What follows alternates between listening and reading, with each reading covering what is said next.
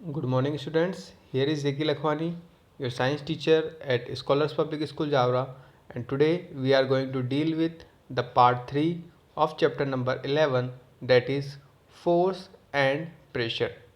Today we are going to deal with the effects of force on any object. मतलब क्या हुआ इसका कि आज अपन क्या पढ़ेंगे कि जब भी किसी भी ऑब्जेक्ट पर अपन फोर्स अप्लाई करते हैं तो उसमें क्या क्या इफेक्ट होता है उसके बारे में आज अपन देखेंगे। ठीक है, तो बिना टाइम को वेस्ट किए हुए चलिए अपन स्टार्ट करते हैं। When we apply force on any object, it may change the state of rest or motion of the object or deform the shape of the object.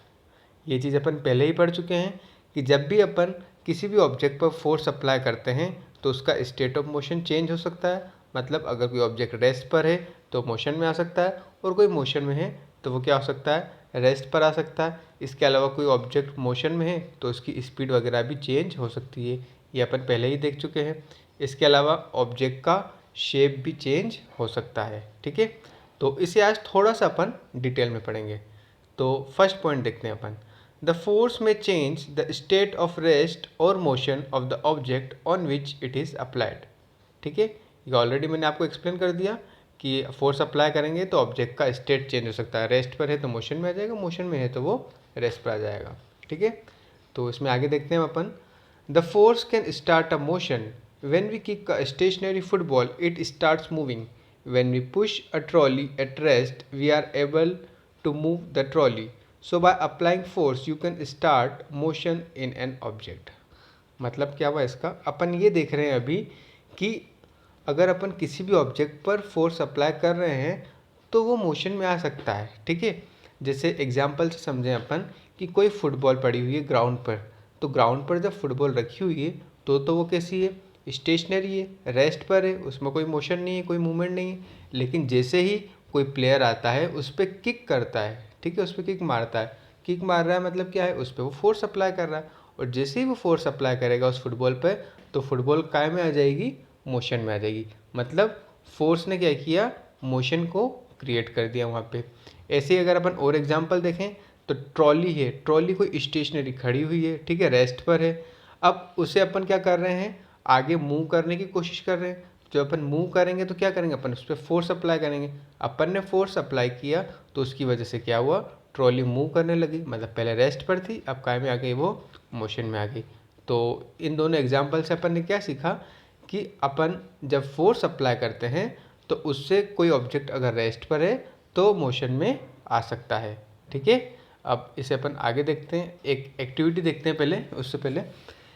तो एक्टिविटी में क्या दिया हुआ है अपन को ये चेक करना है कि फोर्स जो होता है वो मोशन स्टार्ट करता है या नहीं करता है। ठीक है, तो इसमें अपन को क्या क्या मटेरियल्स की रिक्वायर्ड है। एक टॉय कार चाहिए, ठीक है, मतलब वो रिमोट कंट्रोल नहीं होना चाहिए, और एक एम्प्टी फ्लोर चाहिए, मतलब अपन को खाली फ्लोर चाहिए। ठीक है, क्या करना है अपन को, push the car forward on the floor. ठीक है, अपन कार को पुश करेंगे, मतलब जो अपनी टॉय वाली कार है, खिलौने वाली कार है, उसको अपन आगे की तरफ पुश करेंगे फ्लोर पर। ठीक है, push the car in leftward direction and then in rightward direction.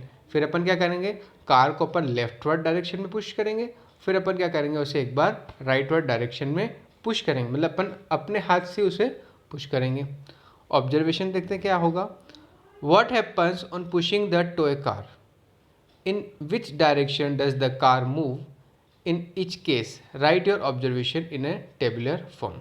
ठीक है, ये एक्टिविटी आपको करके देखना है। आपके पास अगर टॉय कार हो तो टॉय कार ले सकते हैं। इसके अलावा और भी अगर आपके पास कुछ ऐसा इक्विपमेंट हो या ऐसा टूल हो जिसकी हेल्प से आप कर सकते हैं तो इसको आप ट्राई कर सकते हैं अपने घर पे। तो यहाँ पर जब अपन ऐसा करेंगे तो अपन को क्या ऑब्जर्व होगा, अपन ने किया कि अपन ने कार को पुश किया, ठीक है, पुश किया, जब स्टार्टिंग में रेस्ट पर थी अपन ने पुश किया तो काय पर आ गई, मोशन में आ जाएगी। जब अपन ने लेफ्ट साइड पे किया तो लेफ्ट साइड में मूव करने लग जाएगी, जब उसे राइट साइड में करेंगे तो राइट साइड में मूव करने लगेगी, मतलब उसने क्या किया, डायरेक्शन भी चेंज कर सकती है। ठीक है, तो कंक्लूजन देखते हैं। Force can start motion, force अपन ने अप्लाई किया था, पुश किया मतलब अपन ने फोर्स अप्लाई किया, तो वहाँ पे फोर्स की वजह से क्या हो गया, उसमें मोशन आ गया। The direction in which the force is applied governs the direction of the motion of the object. Plus जिस डायरेक्शन में अपन फोर्स अप्लाई कर रहे हैं, जैसे मान लीजिए कि मैंने जो अपनी कार है उसको लेफ़्ट डायरेक्शन में फोर्स अप्लाई किया तो क्या होगी, लेफ़्ट डायरेक्शन में मूव करने लग जाएगी। राइट डायरेक्शन में मैंने फोर्स अप्लाई किया तो वो राइट डायरेक्शन में मूव करने लग जाएगी। ठीक है, आगे देखते हैं इसमें अपन।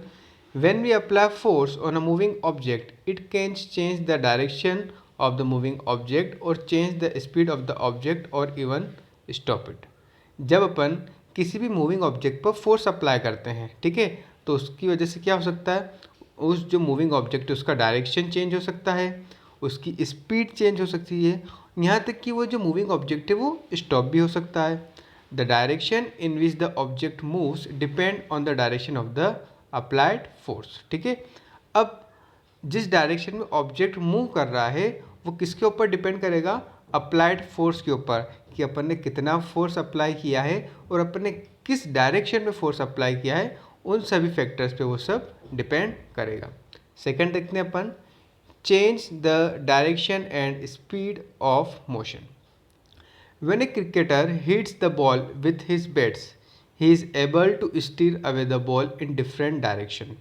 When we apply more force on the pedals of a bicycle, we can speed up the bicycle. When we stop applying force on the pedals, we can slow down a bicycle.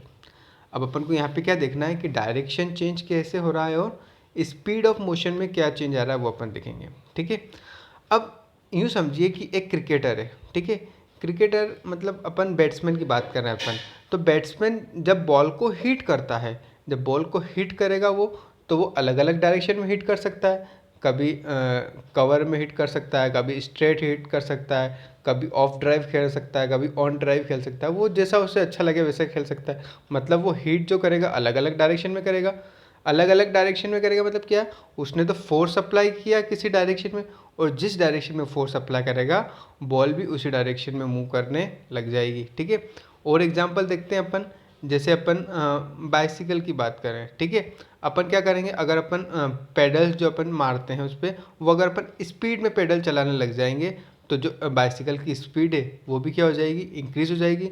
और अब अगर अपन ने pedal मारना बंद कर दिया, अपन ने pedal पे फोर्स लगाना बंद कर दिया, तो वो क्या हो जाएगी, धीरे धीरे स्लो हो जाएगी और फाइनली वो स्टॉप भी हो सकती है। ठीक है, नेक्स्ट पॉइंट देखते हैं, stop the motion.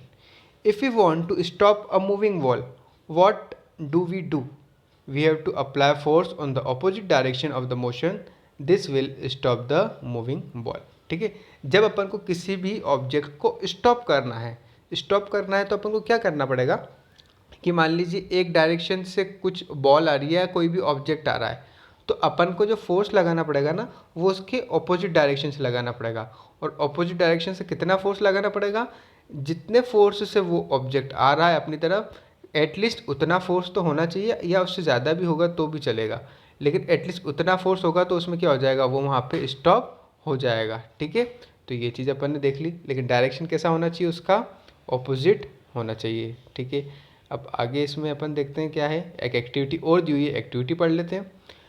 To check that the force can change the state of motion and direction of a moving object. अपन को ये चेक करना है कि जो फोर्स होता है वो स्टेट ऑफ मोशन को चेंज कर देता है, मतलब जो ऑब्जेक्ट का जो भी स्टेट है उसको चेंज कर सकता है। अगर मोशन में है तो रेस्ट में ला सकता है, रेस्ट में है तो मोशन में ला सकता है।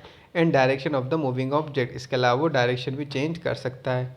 तो इसके लिए अपन को क्या मटेरियल्स की रिक्वायरमेंट है, टॉय कार की रिक्वायरमेंट है, एम्प्टी फ्लोर की रिक्वायरमेंट है, और एक वुडन स्केल की अपन को रिक्वायरमेंट है। प्रोसीजर देखते हैं। Push the car in the forward direction. अपन को क्या करना है, पहले एक स्केल को रख देना है खड़ी करके। अब अपन क्या करेंगे, एक कार लेंगे, कार को अपन पुश करेंगे फॉरवर्ड डायरेक्शन में।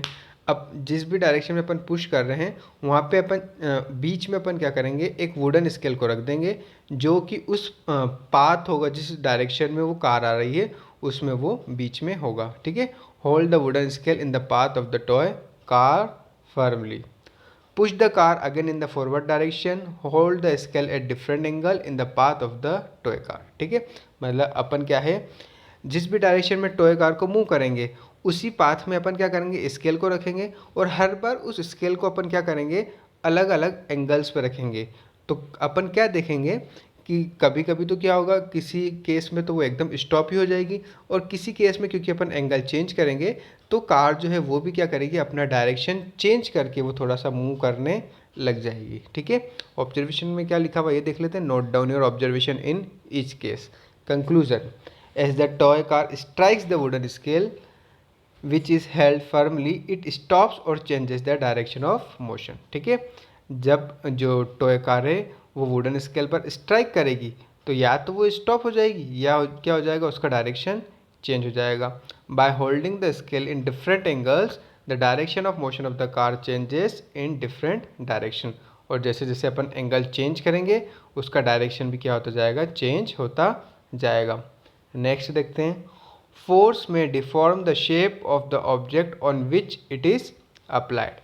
अब अपन को ये देखना है कि अपन अगर किसी भी ऑब्जेक्ट पर फोर्स अप्लाई करते हैं तो अपन जब फोर्स अप्लाई करते हैं तो उसका शेप भी चेंज हो सकता है। ठीक है, इसका एग्जांपल देखते हैं। By stretching a rubber band we can change its shape. ठीक है, जो रबर बैंड होता है, रबर बैंड को अगर अपन स्ट्रेच करेंगे तो उसका शेप चेंज हो जाता है, ये तो अपन ने देख रखा है। If we do not apply force on the rubber band we will not be able to stretch it. अब जब अगर अपन उसको फोर्स अप्लाई नहीं करेंगे, रबर बैंड है, अगर उस पर अपन फोर्स अप्लाई नहीं कर रहे हैं तो क्या अपन उसे स्ट्रेच कर सकते हैं? क्या नहीं कर सकते हैं। वो जैसा शेप में वो एज इट इज़ वैसा ही रहेगा, लेकिन अगर अपन फोर्स अप्लाई करेंगे तभी वो क्या हो जाएगा, स्ट्रेच हो जाएगा। When your mother makes dug with flour and water, she applies force with her hand to shape it। ठीक है, अपन अपने घर पे जो यूँ समझिए आटा वगैरह जो गूंथते हैं तो उस पर क्या करती है, अपनी मदर फोर्स अप्लाई करती है। फोर्स अप्लाई करती है तो उसका क्या होता है, कंटिन्यूसली शेप चेंज होता रहता है। मतलब अपन फोर्स अप्लाई करते जा रहे हैं और उसका क्या होता जा रहा है, शेप चेंज होता जा रहा है। When we stretch or pull the ends of a spring, it expands and compresses respectively. ठीक है, अपन ने क्या किया, एक अपन ने स्प्रिंग ली। अब स्प्रिंग पे जब अपन फोर्स अप्लाई करते हैं, अब स्प्रिंग पे फोर्स अपन कैसे अप्लाई करते हैं, जब अपन उसे स्ट्रेच करेंगे, ठीक है, या अपन उसे पुल करेंगे तो वहाँ पे क्या होगा, या तो वो एक्सपांड हो जाएगी या क्या हो जाएगी, कंप्रेस हो जाएगी। एक्सपांड मतलब वो बड़ी हो जाएगी और कंप्रेस मतलब पास पास में आ जाएंगे उसके पार्टिकल्स। ठीक है, तो उस केस में भी क्या हो रहा है, शेप चेंज हो रहा है। अपन ने तो क्या किया, फोर्स अप्लाई किया है ना। फोर्स कैसे अप्लाई किया अपन ने, या तो उसे स्ट्रेच किया या ऐसे पुल किया, उस तरीके से अपन ने फोर्स अप्लाई किया और उसकी वजह से क्या हो गया, उसका शेप चेंज हो गया। तो ये सभी कुछ एग्जाम्पल थे जहाँ अपन ने क्या देखा कि फोर्स शेप को भी चेंज कर सकता है। तो आज के लेक्चर में इतना ही, होपफुली आपको ये अच्छा लगा होगा। Thank you.